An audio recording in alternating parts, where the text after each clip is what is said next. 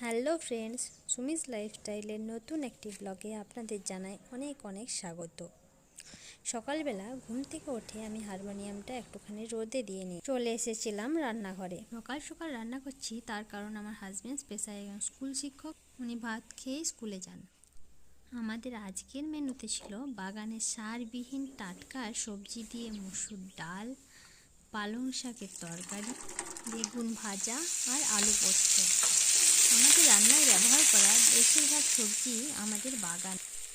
আমার রান্নার প্রায় শেষ, চলো তোমাদের ঘুরিয়ে নিয়ে আসি আমাদের বাড়ির পুকুর।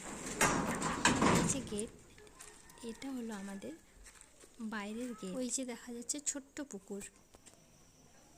বিকেলের পড়ন্ত রোদে শীতের সুন্দরী চন্দ্রমল্লিকাদের সাথে সময় কাটিয়ে সন্ধ্যের এক কাপ মিষ্টি চায়ের সাথে শেষ করলাম আজকের ব্লগ। Please subscribe.